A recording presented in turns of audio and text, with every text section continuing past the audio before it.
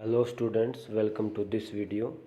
जैसे कि आपको पता है, हमने क्लास 9th का बायोलॉजी पहला चैप्टर स्टार्ट किया है, cell the fundamental unit of life.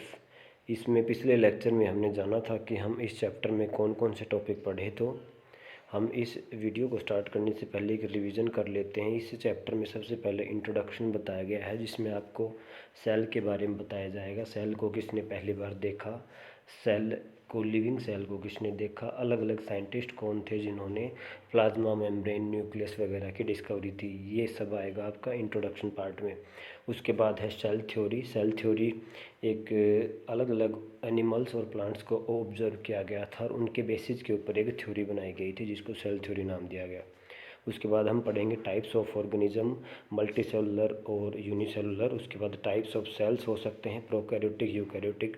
उसके बाद आज हम करेंगे एनिमल सेल और प्लांट सेल के बीच में डिफरेंस, साथ में डिफ्यूजन क्या होता है और ओस्मोसिस क्या होते हैं।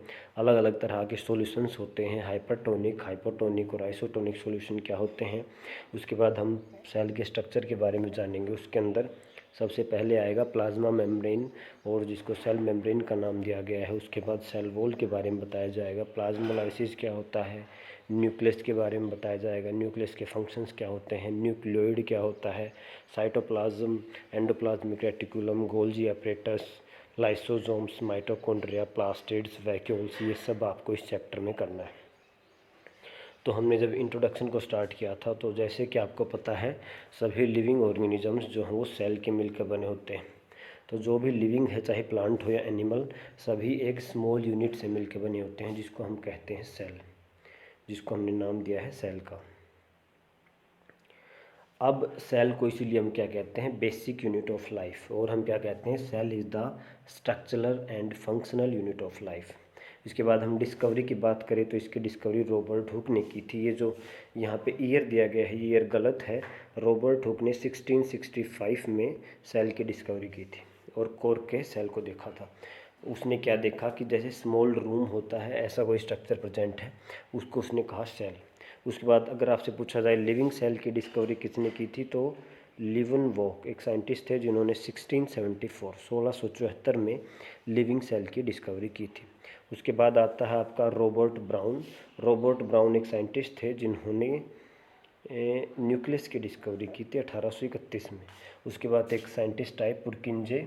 पुरकिंजे ने क्या किया था, एक टर्म दी थी प्रोटोप्लाज्म। प्रोटोप्लाज्म क्या होता है, जो भी लिक्विड है, जो कि सेल मेम्ब्रेन, ये एक मान लो एक सेल मेम्ब्रेन, इसके अंदर जो भी लिक्विड भरा हुआ है वो सारे को हम कह रहे हैं प्रोटोप्लाज्म।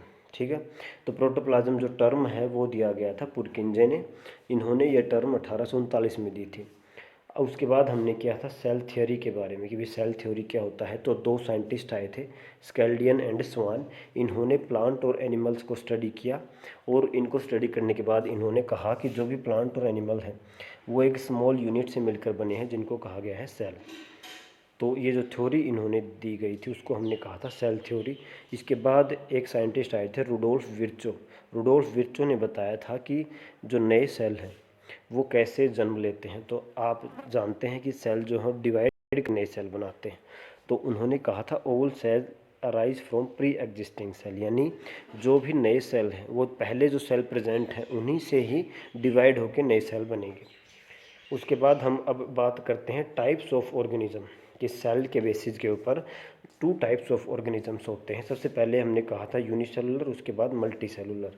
जैसे कि नाम से ही आपको पता लग रहा है, यूनिसेलुलर ऑर्गेनिज्म कौन से, ऐसे ऑर्गेनिज्म जो कि सिंगल सेल से बने होते हैं और सिंगल सेल ही मिलके सारे फंक्शंस परफॉर्म करता है, तो वो हो गया आपका यूनिसेलुलर ऑर्गेनिज्म।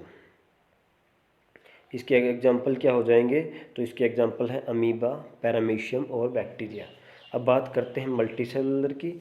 तो मल्टी सेलुलर जैसे कि नाम से ही लग रहा है, many cells group together to perform different function in the body, यानी कि ऐसी लिविंग फॉर्म जिसके अंदर एक से ज़्यादा सेल प्रेजेंट हैं और वो सेल मिल करके अलग अलग तरह के काम कर रहे हैं। जैसे हम अपनी बात करें तो हमारे अंदर जो हार्ट है, जो हार्ट के सेल हैं वो मिल करके अलग काम कर रहे हैं। वो हमारे बॉडी के अंदर पंपिंग का काम करे, जो हमारा ब्लड फ्लो कर, जो खून हमारी बॉडी के अंदर दौरा कर रहा है उसको पंप करने का काम कर रहे हैं। जैसे हमारे लंग्स के सेल हैं, लंग्स के सेल आपको ऑक्सीजन एक्सचेंज का काम कर रहे हैं। तो अलग डिफरेंट टाइप्स के सेल डिफरेंट फंक्शन परफॉर्म करते हैं। इसी चीज़ को हम कहते हैं डिवीजन ऑफ लेबर।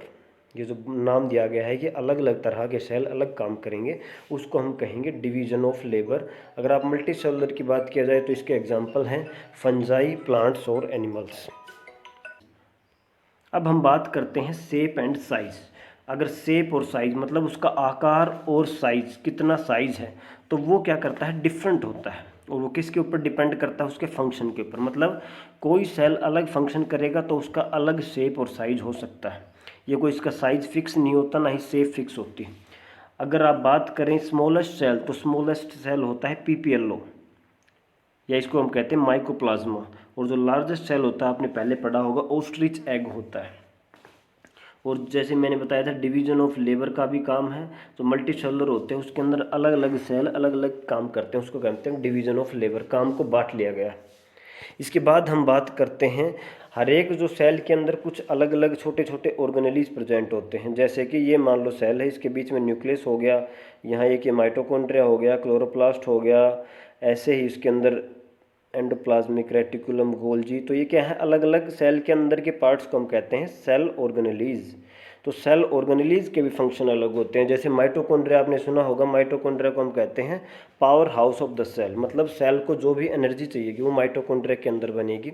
और जैसे कि अगर हम बात करें एंडोप्लाज्मिक रेटिकुलम, तो वो क्या करेगा, प्रोटीन के बारे में, प्रोटीन को कहाँ पहुँचाना है, प्रोटीन की फॉर्मेशन मॉडिफिकेशन करवाएगा। अब आगे हम बात करते हैं टाइप्स ऑफ सेल्स की। तो टाइप्स ऑफ सेल्स होते हैं प्रोकैरियोटिक सेल और यूकैरियोटिक सेल। ये दो टाइप्स के सेल हैं।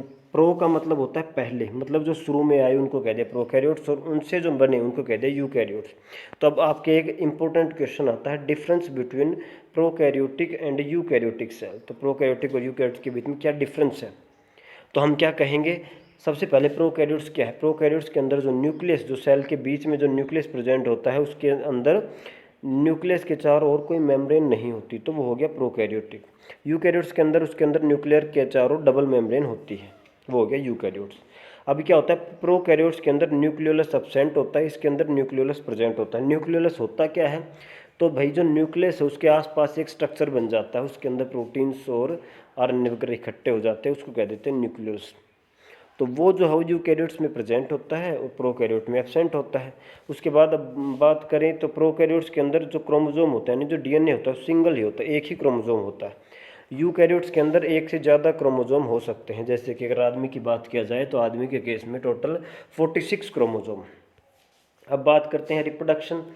तो जो यूकैरियोट्स है उसके अंदर हमेशा एसेक्सुअल रिप्रोडक्शन होता है, लेकिन जो प्रोकैरियोट्स है, जो प्रोकैरियोट्स हैं उसके अंदर एसेक्सुअल रिप्रोडक्शन हो रहा है, और जो यूकैरियोट है उसके अंदर सेक्सुअल और एसेक्सुअल दोनों हो रहे हैं। अब हम बात करें, जो प्रोकैरियोट है वो यूनिसेलुलर होते हैं, मतलब मैक्सिमम वो एक ही सेल के बने होते हैं। लेकिन जो यूकैरियोट्स हैं जैसे कि ह्यूमन बींग्स हैं वो मल्टी सेलुलर, एक से ज़्यादा सेल्स के बने होंगे। अब जो यूकैरियोट्स हैं उसके अंदर क्या है, जो सेल के अंदर जो मैंने बताए थे ऑर्गेनेलीज हैं वो प्रेजेंट होंगे अच्छे से, उनके चारों ओर मेम्ब्रेन होगी। जो प्रोकैरियोट्स है उसके अंदर सेल ऑर्गेनेलीज के चारों ओर membrane bound cell organelles absent है, मतलब सेल ऑर्गेनेलीज के चारों ओर कोई मेम्ब्रेन नहीं मिलेगी, एब्सेंट रहेंगे। अब प्रोकैरियोट की बात किया जाए तो उसके अंदर सेंट्रियोल जो है वो एब्सेंट होता है, और जो यूकैरियोट्स उसके अंदर सेंट्रियोल प्रेजेंट होता है। सेंट्रियोल होता क्या है, तो सेंट्रियोल हम बात करेंगे सेल को डिवाइड करने में हेल्प कर रहा है। अब हम बात करें सेल डिवीज़न, तो सेल डिवीज़न की बात करें तो जो प्रोकैरियोट है उसके अंदर जो सेल डिवीज़न होता है वो बाइनरी फिजन से होता है। जो यूकैरियोट्स है उसके अंदर सेल डिवीज़न माइटोसिस और मियोसिस से होता है। बाइनरी फिजन में एक्चुअली माइटोसिस हो रहा है, तो हम कह सकते हैं कि जो प्रोकैरियोट है उसके अंदर सिर्फ माइटोसिस होता है, और जो यूकैरियोट्स है उसके अंदर माइटोसिस और मियोसिस दोनों होते हैं। अब आप बात करें एग्जाम्पल की, तो जो प्रोकैरियोट्स है उसका है बैक्टीरिया और ब्लू ग्रीन एल्गी को साइनोबैक्टीरिया भी कहते हैं। और जो यूकैरियोट्स है उसका है फंजाई, प्लांट और एनिमल। अब आगे हम बात करते हैं प्लांट सेल और एनिमल सेल। आपने पहले पढ़ा होगा कि भी प्लांट सेल क्या होता है, एनिमल सेल क्या होते हैं। मतलब ऐसे सेल जो प्लांट के अंदर है उसको कहते हैं प्लांट सेल, ऐसे सेल जो एनिमल के अंदर उसको कहते हैं एनिमल सेल। ठीक है, तो अब हम बात करते हैं इनके डिफरेंस की। तो अगर बात किया जाए प्लांट सेल के अंदर सबसे बड़ा डिफरेंस, तो इसके अंदर सेल वॉल होती है। एनिमल सेल के अंदर सेल वॉल नहीं होती। प्लांट सेल के अंदर आपको पता है फोटोसिंथेसिस करते हैं तो प्लास्टिड्स प्रेजेंट होते हैं। एनिमल सेल के अंदर प्लास्टिड्स एब्सेंट होते हैं। प्लास्टिड का एग्जाम्पल हो गया क्लोरोप्लास्ट, तो हम कहेंगे प्लांट सेल के अंदर क्लोरोप्लास्ट प्रेजेंट होता है, एनिमल सेल के अंदर एब्सेंट होता है।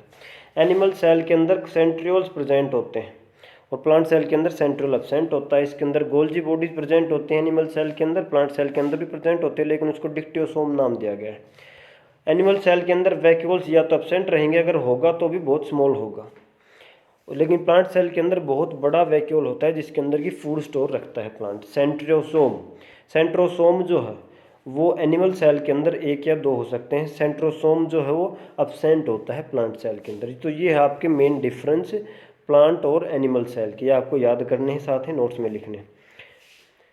अब हम बात करते हैं डिफ्यूजन और ओस्मोसिस। तो अब हम बात करते हैं सेल मेम्ब्रेन के बारे में। मान लो कोई सेल है, ये कोई सेल है मान लो, अब इस सेल को कोई बाहर से कोई चीज़ चाहिए और या इस सेल को कोई अंदर से कोई बाहर चीज़ बाहर निकालनी है, तो इसके लिए क्या करने पड़ेगा, सेल को अपनी मेम्ब्रेन के चारों ओर जो मेम्ब्रेन है इसको बाहर निकालना पड़ेगा कोई चीज़ को। तो वो जो प्रोसेस है जिसके द्वारा ये निकालेगा उसको डिफ्यूजन कह रहे हैं।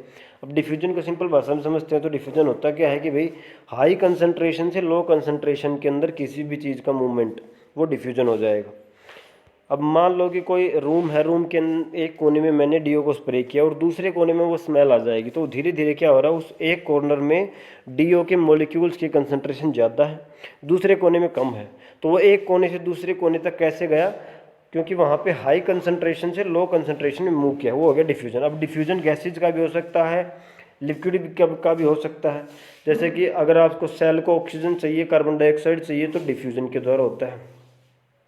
जो न्यूट्रिशन है वो भी डिफ्यूजन के द्वारा ही एनवायरनमेंट से मेंटेन करता है, बहुत सारे यूनिसेलुलर रूप में।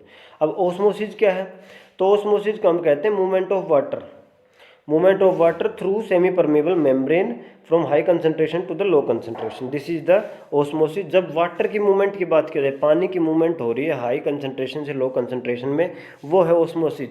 अब पानी के अलावा जो भी लिक्विड, सॉलिड, गैस कुछ भी हो रहा है वो हो गया डिफ्यूजन। और ओस्मोसिस के अंदर क्या फ़र्क है, एक मेम्ब्रेन आ जाता है सेमी परमेबल मेम्ब्रेन, उसके थ्रू पानी की मूवमेंट हो रही है, वो हो गया ओस्मोसिस।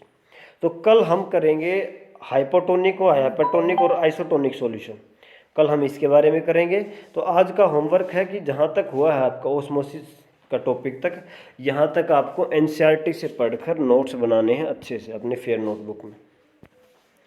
तो मिलते हैं कल के लेक्चर में।